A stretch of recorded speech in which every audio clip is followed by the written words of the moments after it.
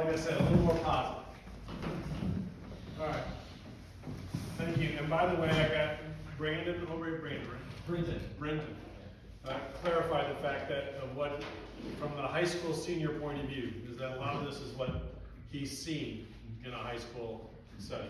And then we also clarified though also that we're talking generalization, and so demographics, when you look at Durham, or you look at where I grew up in a small town in Nebraska, or even Hickory, North Carolina, it's all going to vary based on those demographics on those lines.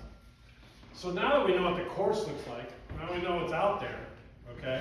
Now the idea is, what can we do as parents? What can we help parents, grandparents? What can we do to help these students navigate that along those lines? And this is where you guys jump in if you guys have some ideas. I'm going to start from the premise of the fact that we need to start with the basics. Some things that we need to make sure our children really, truly understand. Number one is the grace of God. That the firm grasp of the forgiveness of God that's ours through faith. It's a gift. It's not about being good. It's not about something we did. Nothing we do can change what God has done for us. We need to trust Him. We need to talk about it all the time with our kids. Just the wonderful gifts that God gives us, and where God is. And that God's love for us is beyond our understanding. And what does that mean for us in our lives? Can't tell you how often you want to do that. Just in all different kinds of ways. A blessing. Yeah, that was a blessing from God, wasn't it, son? Just along the lines of how much God's grace is there. The second one is love. When Jesus gave the commandments in the New Testament, He gave us the commandments of verbs with love. Love your Lord your God, number one. Put Him number one. Love God, number one. And the second thing was love your neighbor. Love. And love needs to encompass what we're all about. And putting God number one in your life before anything else. And love doesn't mean that we agree with everything people say and do. And here's the challenge we have in today's world. Pastor and I were talking about this a little bit last night. So often, it's like, you believe this, you can't even talk to the other people of different opinions. You can't. And we've got to help our students understand that we can and we need to talk to other people and be able to do that. Care for others. The Good Samaritan. That story, this Good Samaritan story, despised, rejected, spit on Samaritans, and that's the guy that came and rescued and helped the man and stepped out of love to do that. So what is that like in today's world? And so service becomes important in our life of helping our students. I'm going to talk about that a little bit more later too, but what that's like. And then finally, what's important is a relationship with God. He needs to be your best friend. Jesus, that's not about knowledge, it's about trust. This is so interesting. I just was talking to our pastor in my church right now, and he's struggling to getting these kids to come to confirmation class, okay? And he goes, he just turned to me, we're at like a dinner before a Bible study. And he just says, we need to talk because we need to change our confirmation, our focus. Because so much of confirmation is focused on learning the chief parts, etc. And that's very important. All that's super important. But the point is, we need to make sure that our kids develop a relationship with God, of where that's at. And so with that premise in mind, as a teacher, you always look at an image. And so as you talk to your kids or your grandkids and you talk about who God is, this is the image that I love. Jesus with open arms, saying, hey, I love you all. You're mine. Come to me.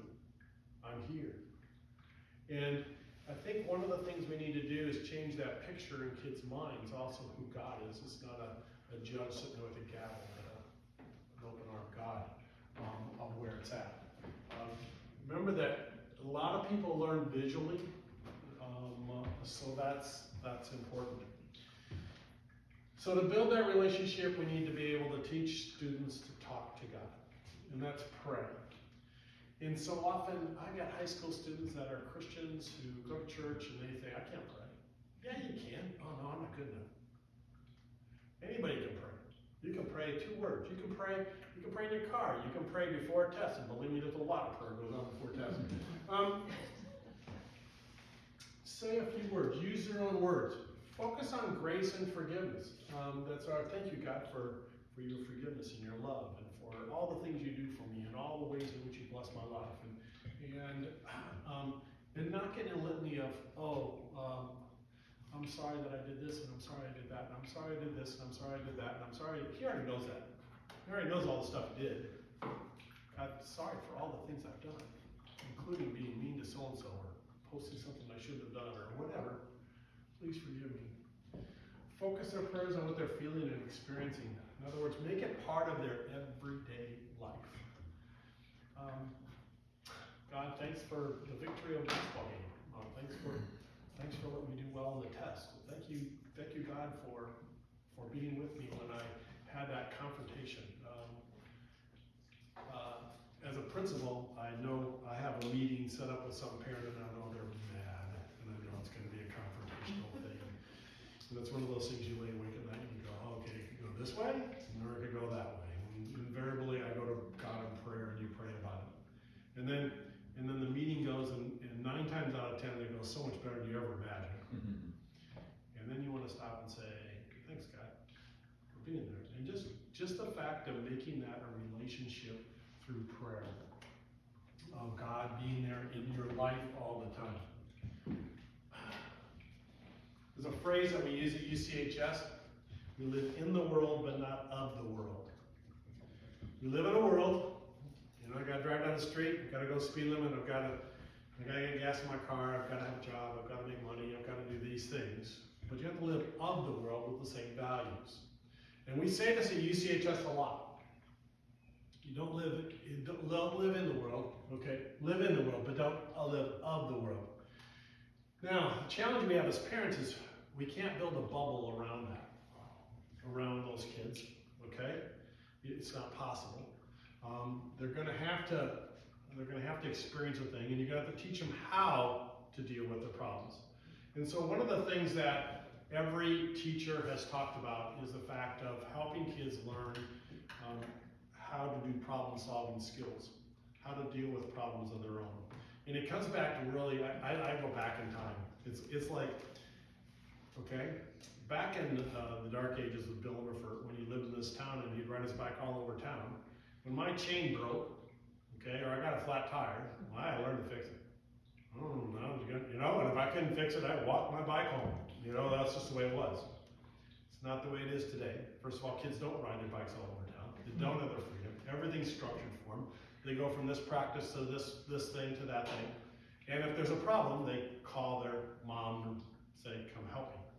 To the extent of, and I'm going to tell you, this is where it's at. My brother-in-law was a dean of students at a university. And he told this story. So one of his colleagues handed back tests. Okay, here's your test, here's your test. And I'm sorry, but you got to seal it. Here's your test, hand your test, and hand your test. Well, this person got her test. She got on her phone. She starts texting like crazy. Pretty soon her phone rings. And she answers the phone and says, no problem. And the person went to the professor and said, here, my mom wants to talk to you. And I'm like, what? No. And it's like, even at the college level, where professors can't talk to parents, by the way, you know that.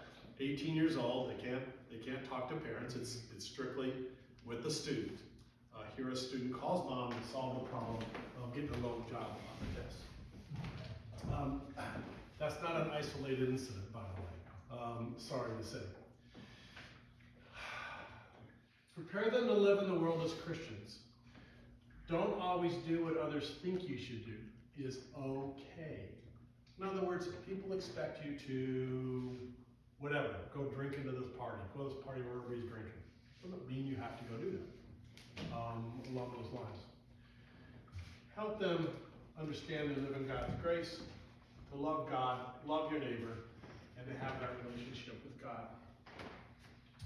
Dealing with social media is a struggle if your child lives on their phones or electronics as part of life today. But there's a few things that you can help them learn to do. By the way, you're probably not going to be in a position to be able to dictate what they can and cannot do, because they're going to do it behind your back or around different ways. Okay, and you can't look at that. Unfollow, unlike, get away things that cause comparisons. And this could be body image, it could be social situations, text message. Take it out of your life and see if it feels differently after a few days. Do you notice that people never post well, they do sometimes post their troubles, but most of the time when things are posted, it's all their successes. And if you looked at only what they see on social media, you'd say, this family, oh my gosh, look at them, they went to Europe, oh, we got a new car, oh, look, she just got that award, oh, look, their life must be wonderful, etc. And then for a long time, I struggled with that as a Lutheran teacher who didn't make any money. I worked 3 jobs and all kinds of stuff. And I'd look at different families and I go, oh, they're really. And then as I got to know the families more, as I gained knowledge as I got older, if you could impart this to your children, to our students, is you found out their lives really weren't that great. They struggled. And then all of a sudden they got a divorce. So-and-so lost their job and they're struggling. You know, all of a sudden, this wonderful, perfect family, well, it wasn't what was image that you saw on social media. Help them see that. Seek out positive websites and social media sites. And fill your life with positive things. It's kind of like what is going in that funnel of that kid's brain. Is it negative stuff or is it positive stuff? If all possible, you want it to be positive things. And then if this is anything else you can help your child learn to do, would be this. How social media works, how people interact with it, and how the content is manipulated. Always remind yourself that social media posts are rarely a true reflection of reality. Everything from looking at that image of that model, super skinny, beautiful, no blemish, nothing wrong with that model, to the fact of what you see on Instagram or Facebook or anything else. So part of it's helping the student gain the understanding that what they're seeing is not total reality, and helping them. That's a tough one. I don't have. Anybody have better ideas along those lines? Okay. How you live means more than anything you say. Real simple. How do I help my child? Model it. Pray together as a family. Tell God the good things in your life and how that makes you feel. Start when they're young. Taught our kids at a very early age to pray all the time. We would pray in the car. We would pray not just around the dinner table, although we always did that. Or most of the time we did that, I should say. We would pray at restaurants. We would pray. You just model it, didn't matter. When I went, our friends know that when we come to their house and maybe they don't pray all the time, we do, and we will. And I want our kids to see the consistency in what we do and what we're having. Point out God winks, I mentioned that before, ways in which God's stepping into your life you may not even realize. Family devotion, oh, by the way, family devotions, best place around the dinner table, I think, but you know what happens? A lot of places, I had a friend that was a DCE. They did their family devotions. They traveled about 25 minutes to school every morning. They would do family devotions in the car. Doesn't mean it has to be around the table or whatever, but at some point in your life, some place where you're talking about God as a family. And then you can start traditions. Things like the Advent wreath. My daughter and her little ones, who are now 4 and 7, they look forward to lighting the Advent wreath during Advent. Just a situation. Different traditions that you start. There's a tradition we do about Thanksgiving, about things we're thankful for that we purposely write them all down, and then we share them. What kind of traditions can you formulate that would help you bring God into your thing? And then to worship as a family and talk about what happened at church. So, discuss it. What's going on? What happened? And you can play dumb, tell me, Pastor told that story about fishing. What did that have to do with what he was talking about? And then let the kids kind of digest that a little bit of what's going on. Children's messages. What happened today in the children's message? Why do you think Pastor talked about this? Where's that coming from? And just bring God into your everyday life. Bill, can I add one to that? Absolutely. So, I'm going to write it down. my family has taken to pray at restaurants before the meal. Yep. And part of it is because, prayer is so important. But part of it is, like you're saying, it's kind of countercultural. Like, I can kind of see eyes and like, what is that? What's that family up to over there? So it reinforces that relationship with God, but also reinforces that idea that you can be different, and sometimes to be a Christian means to do, things that are not accepted, maybe, or Absolutely. not common, at least. Yeah, well, you're willing to say, this is who I am. Yeah. This is important to us. And along those lines. Yeah, we've had, it's kind of interesting. Sometimes do a Come Lord Jesus or a prayer like that at a restaurant with, 12 people, and it's like, then you really get the, on what's going on. Yes. And first, I apologize. I had another matter that I had to address real quick, so I know I'm coming to this a little late. So you've already said this, Bill. You can just go. But seeing the highlighted statement, be ready to back up your viewpoint in a logical way. It kind of connects with something that you said in the earlier session.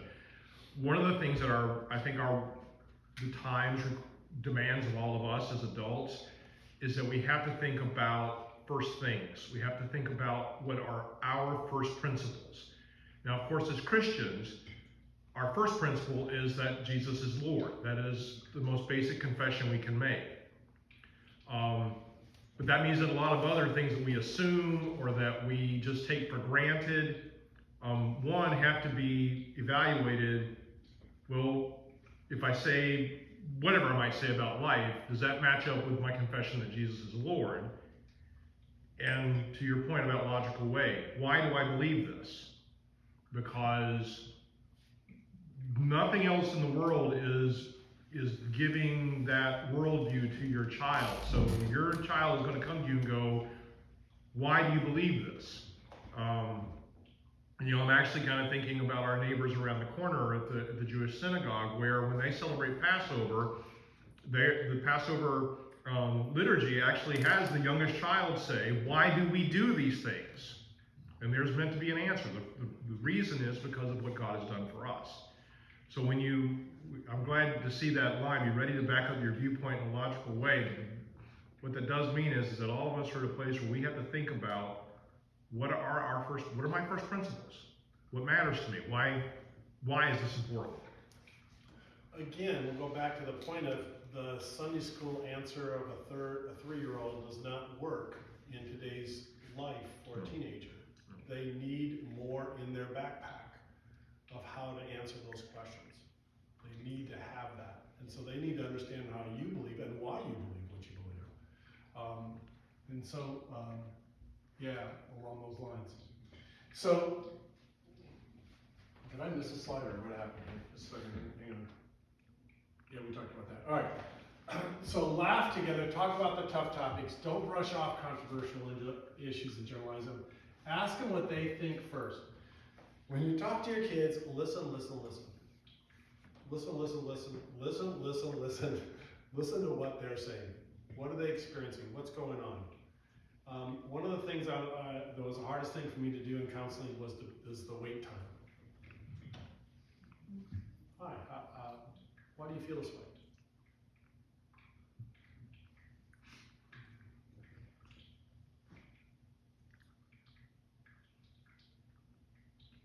And wait.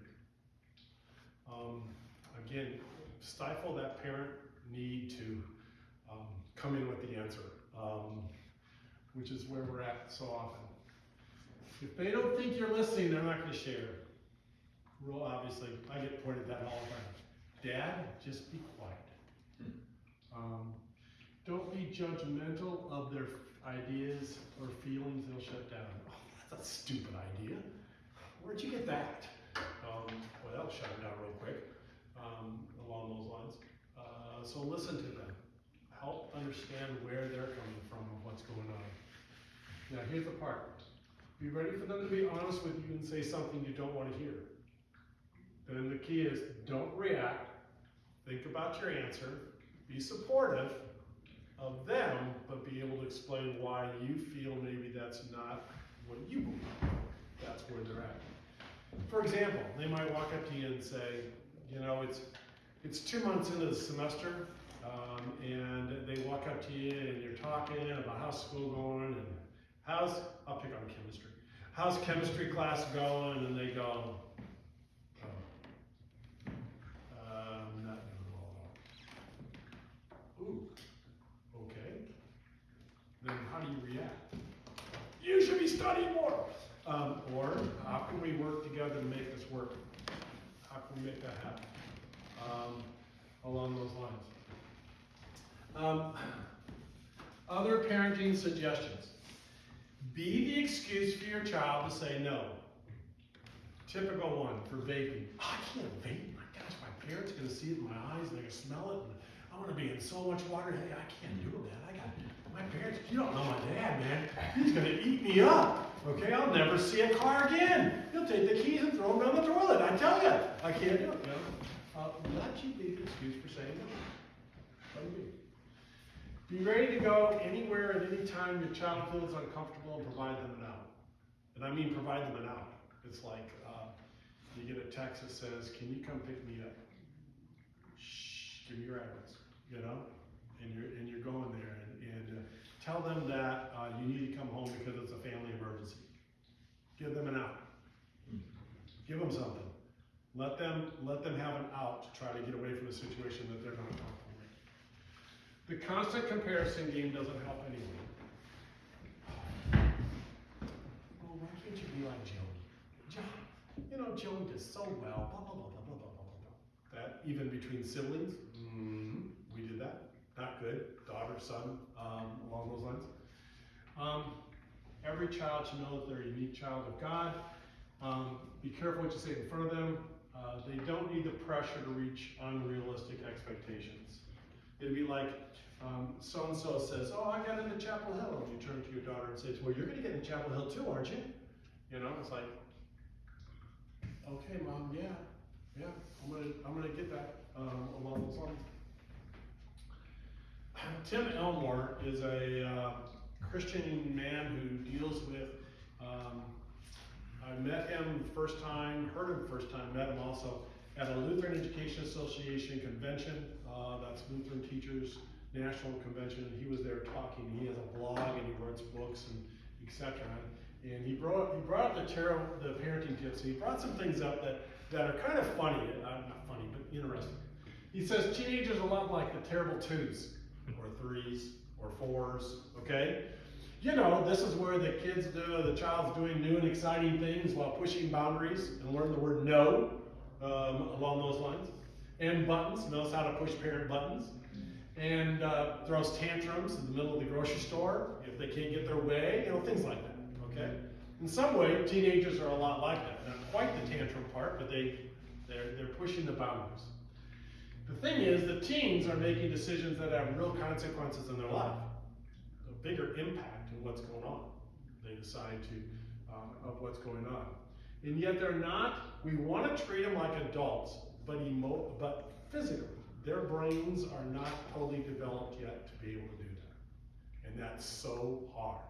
They do so many things, they look adult, they look everything else, and yet they're not there yet. And that's why that healthy and trusting parent relationship during teenage years is so important. I mentioned I interviewed all the incoming all the 8th grade parents applying to 9th grade. And I would talk to them when they were together. And I would say to the student, I'd say, okay, never stop talking to your parents. They're your biggest advocates. They're your biggest supporters.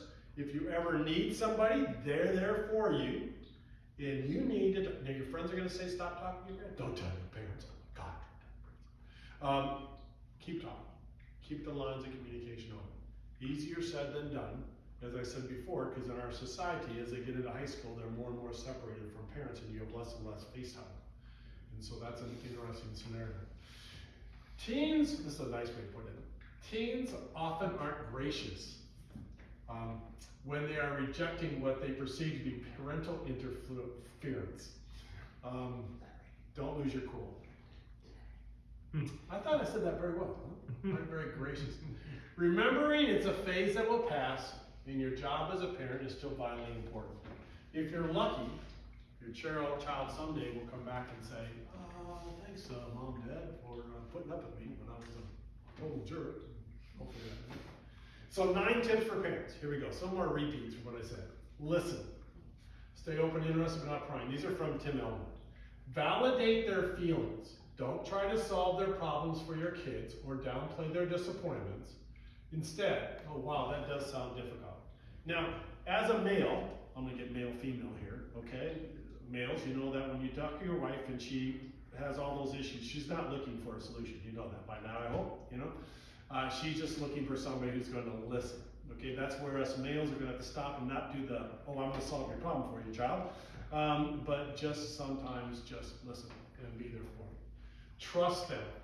Give them jobs to do. Give them the confidence that you trust them in what's going on.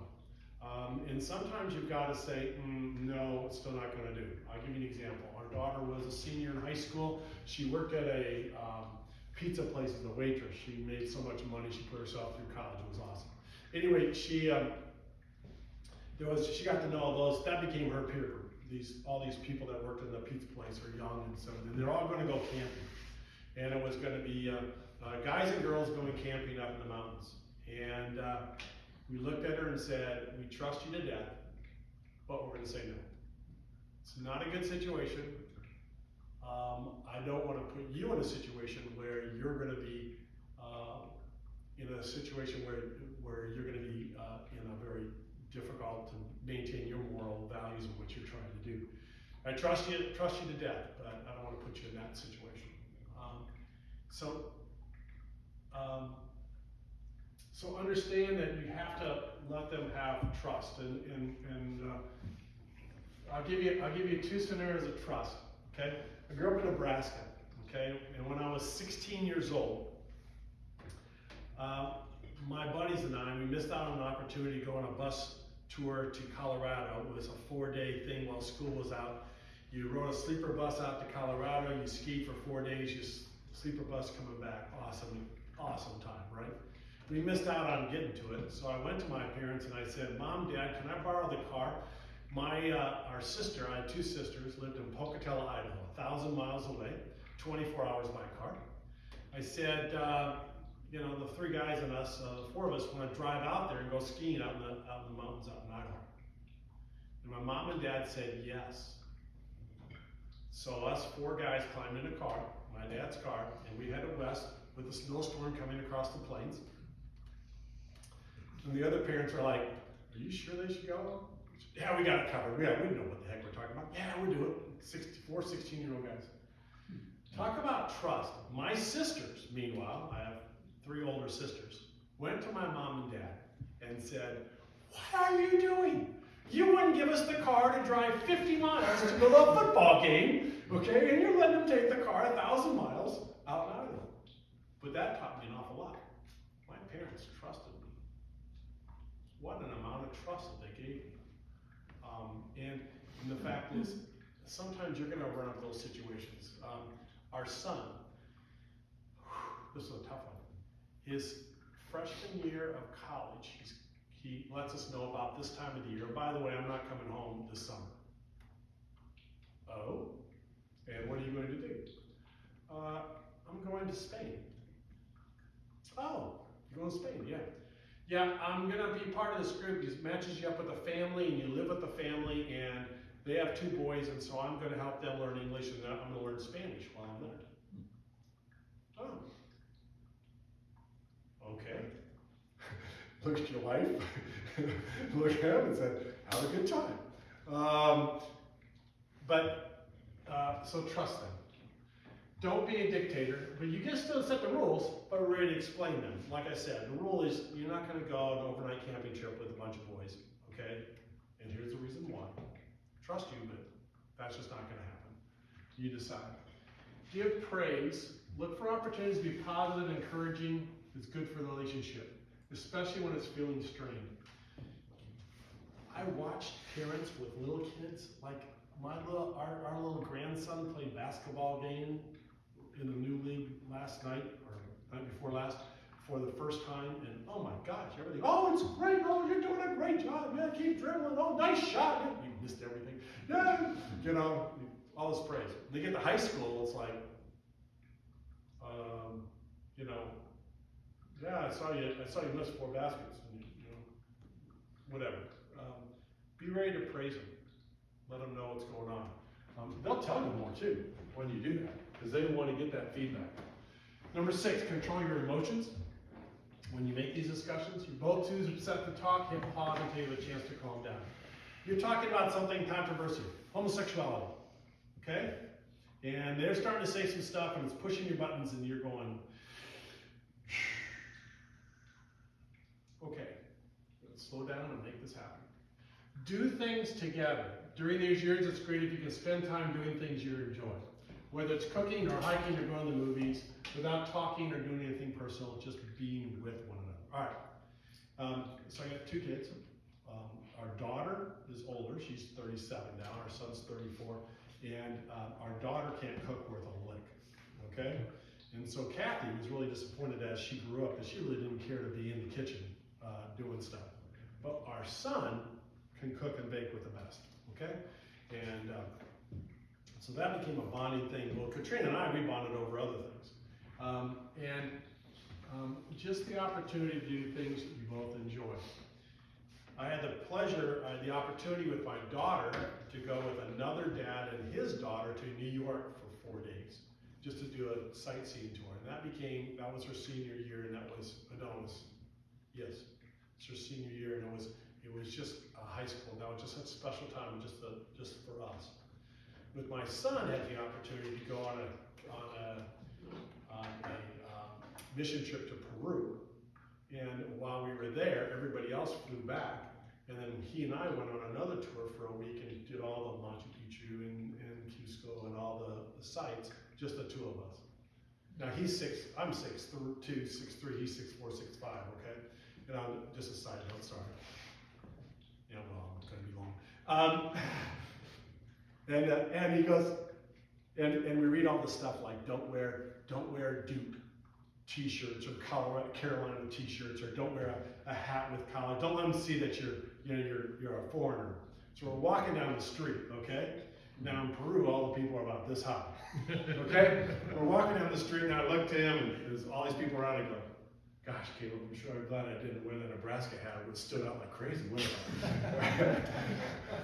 But we'll still talk about that.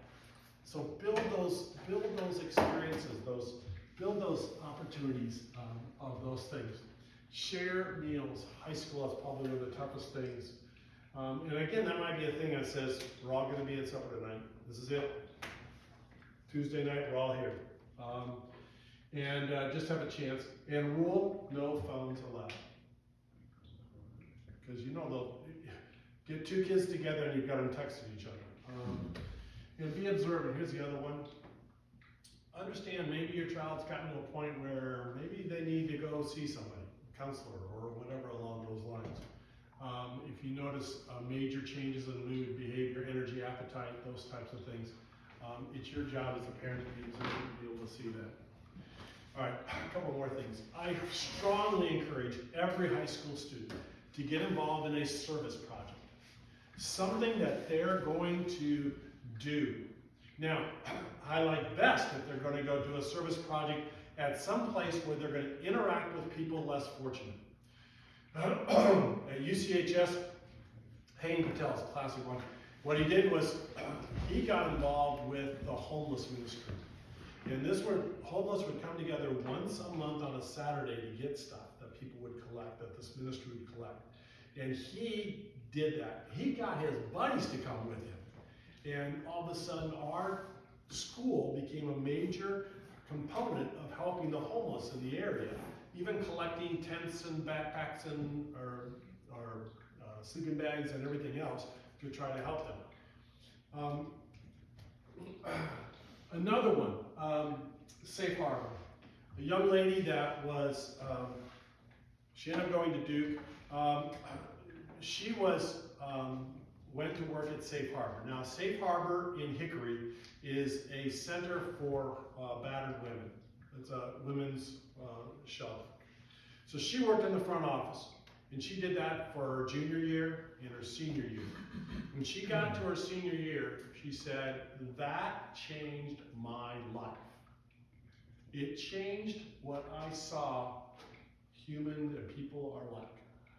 And a great impact in her life, and effective in what she went into for a career.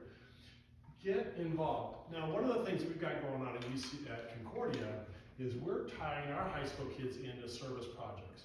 So, for example, my wife, who's in charge of the Sunday school program, she has 2 high school girls teaching the 1st and 2nd grade Sunday school class. Well, they're taking that by the horn. They're just so excited, and they've got this going, and they're planning the lessons, and they're doing all this. Whoa, we're trusting them to be Sunday school teachers. We got some other guys that are running the cameras for the remote, what do you call that? Online presence type thing. I remember when I was in high school, I was always the usher. Collected the offering and sat in the back and that type of thing.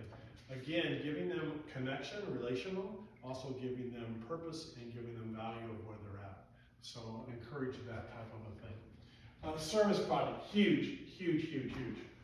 Leaders and mentors. How much time do I have? We've got about 10 more minutes. Okay. Leaders and mentors. I encourage, if you can, to find a mentor for your child. This came to me, this wasn't my creation, this was a guidance counselor at our high school who said if you can find a mentor, somebody who's really good, that can relate to your child, understands their challenges, has the skills to guide them in their faith development, you're way ahead. I thought of the friend of mine that has a non-denominational church, a pastor there, and now they've matched all their high school kids up with mentors. Give them somebody to talk to that is not their parents, but boy, you have to trust that that mentor has their act together along those lines too. But it does provide the opportunity, and I think a lot of times kids already have that. They've developed a relationship with somebody, and then nurture that along those lines. Give them connections to the church. Give them connections that way. And then the mentor then, or leaders of a church to be effective, a mentor or a leader, the people that are in your churches that are interacting with the high school kids or junior high kids. And then what makes a leader effective? Again, I'm back to Tim Elmore, and came up with this statistic. He said, in 2021, Barna research unveiled a study that said most respondents from Generation Z, that'd be the 10 to 25-year-olds roughly, don't trust traditional institutions in government, education, business, and churches, primarily because those institutions really perpetuate the old guard, irrelevant ideas, and the biases of boomers and Gen X's. Again, might play back to the Catholic scenario that Pastor mentioned, but I just think the fact is Gen Z people, they're out there like, what's going on in the world? I'm not really excited about everything going on. Because we live in a democracy, okay, how do you pick a leader? Okay?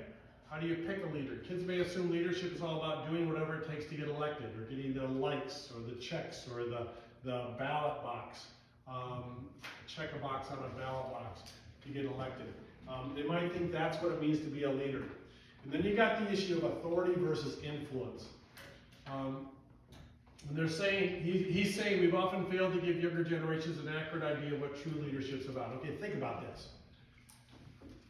Your teenagers, do they have people that they know are true leaders, inspire others, stand up for their values, are moralistic, and do that? Do they see those people as true leaders? Leadership doesn't require a badge. Having a badge doesn't guarantee you're going to be. Just because you got the checks in a ballot box doesn't mean you're the leader. He says when kids don't want to lead, it's because maybe they don't know what good leadership's all about. And I think hopefully they're seeing leaderships in places in their schools and in their churches and in different places. But we have to understand that that's something we need to help make sure they see and recognize. How do you find a healthy, effective leader? They have a pipeline of people behind them that want to emulate them and be there and support them. Think about the leadership in that way. And then the 3 characteristics of a leader or a mentor that you want. Moral, exhibit character and courage. Christianity is there. Take risks to choose the right battle to fight and resolve to see it through the end. Moral leaders, they're Christian, the right thing along those lines. They're capable, they're competent, they see a goal, take what it reach, an ability to lead a team or the high school student. And here you go, personal. This is about your connection. Younger generations are not looking for someone who's slick or polished. They want authentic connection with a leader. Somebody they really. I told you before my connection with my pastor growing up. Authentic connection with the leader. By the way, he then, as I went through college, would make me go along as a counselor on their high school, on their summer-long summer camp, summer trip that we took every year, and pray. I don't mean to put it at the end, but I put it at the end so you remember it. Mm-hmm. Never stop praying for our youth, for your children. Growing up in different worlds makes their faith walk more challenging. So important. I don't need to expound on that. You know the power of prayer. Okay. Is that 11 o'clock? Am I on time? I planned that. No, anyway. Thank you. Questions, comments?